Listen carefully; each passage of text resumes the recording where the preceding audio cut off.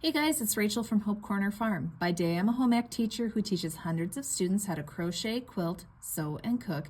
And today I'm going to answer some of the most common questions I get about the Foundation Single Crochet stitch. Now, if you aren't quite sure how to Foundation Single Crochet, check out the link to this video right here for the How to Foundation Single Crochet stitch, where I take it a lot slower. But today I'm going to answer some common questions about how to count our foundation crochet stitches. Also how to go to the next row after using a foundation single crochet stitch. So let's grab a hook and some yarn and we'll get crocheting.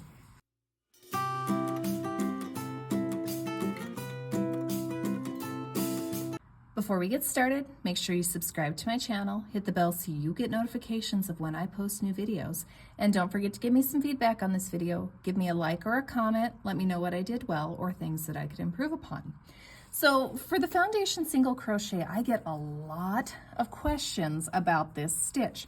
So let's make a couple of these and then I'll answer some of those questions. So I need to start off by placing a slip knot onto my hook, and I'm going to chain 2. Now if you need to see how to chain in slower, more detailed movements, I've got a link to a video for that. So I've got chain 2 here. I'm going to create my first foundation single crochet by coming back here into the first chain. I'm going to go right here. I like to put 2 loops from that chain on top of my hook and 1 loop on the bottom. So this is what it looks like for me when it's in the right spot. I'm going to yarn over, pull through that chain. Now I've got 2 loops on my hook here. I'm going to yarn over, pull through the first loop. That's created the foundation of my foundation single crochet. And then I'm going to yarn over, pull through both loops. That completes 1 foundation single crochet. I like to usually tighten my knot up here at this point, and now I'm ready to create the next foundation single crochet. And if this tutorial is going too fast, I've got a slow tutorial for the foundation single crochet. You can check it out up here, or else you can check out my links below. I've got it in both places. But for the foundation single crochet for our next one, we're going to go into this space right here, above this little tiny bar and below this big one. So we're kind of going right into this space. I'll make it a little bigger so you can see it. We're going to go right into this space right here with our hook. I know I'm in the right spot if I've got 2 loops of that foundation single crochet on top here. So then I'm going to yarn over, I'm going to pull through that space.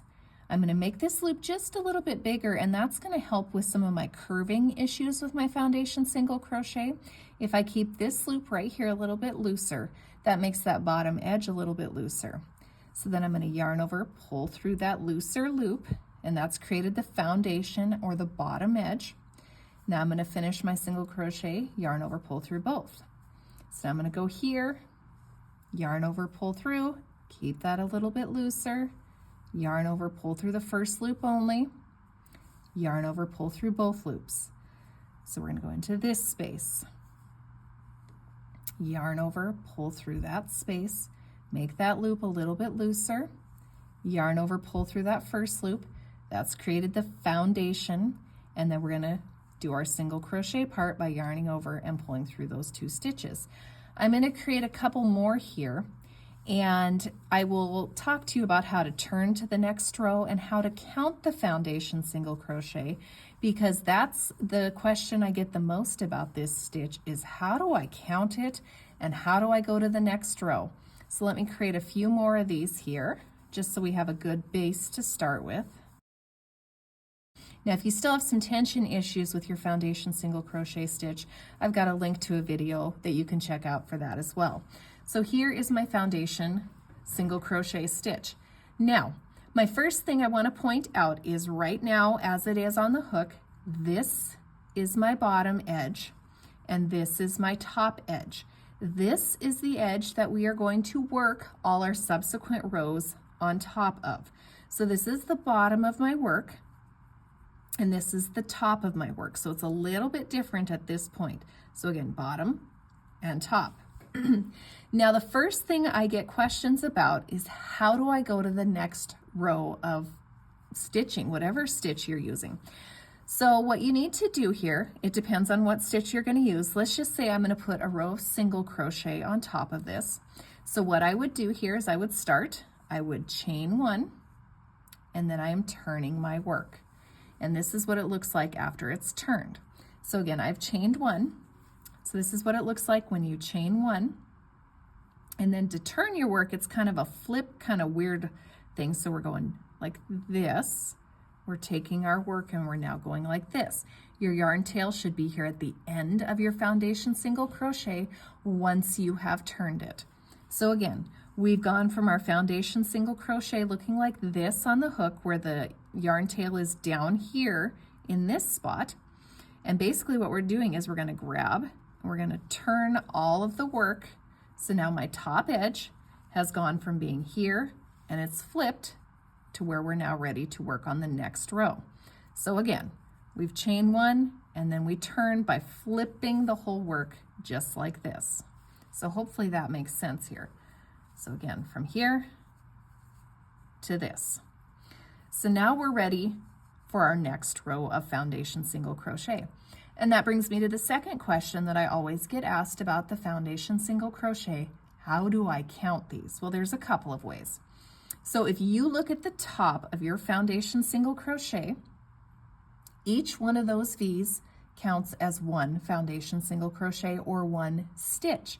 So if you count this, we've got 1, 2, 3, 4, 5, 6, 7, 8, 9, 10 foundation single crochets.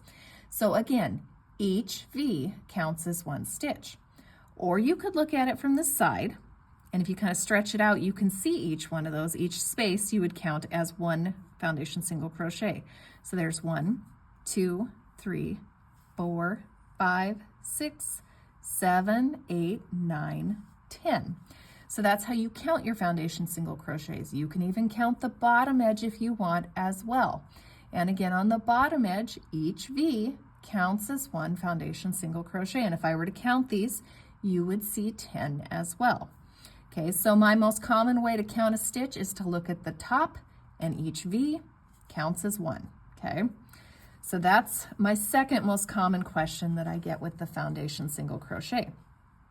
Now the last question that I get asked all the time about the foundation single crochet is where do I place my next stitches? So if I were to start this row, again, I've chained one and I've turned, I'm ready to go here. I would put my first stitch right into this space right here. So I would just insert my hook, and if it's a single crochet, I would just yarn over, pull through that space. There's 2 loops on my hook, yarn over, pull through both loops, and that's completed one single crochet. So then the next one, I just go right into this space right here, yarn over, pull through the space, yarn over, complete the stitch, and there's 2. So again, I'm going into this space.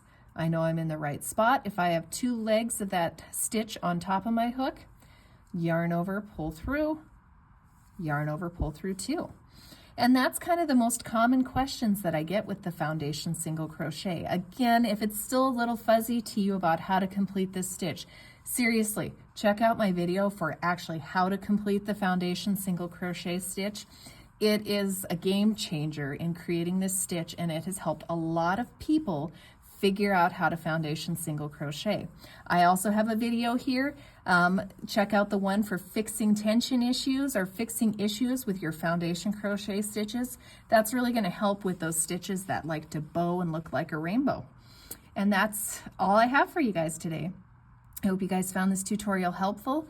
Don't forget to subscribe to my channel, hit the bell so you get notifications of when I post new videos. And I hope you guys have a blessed day.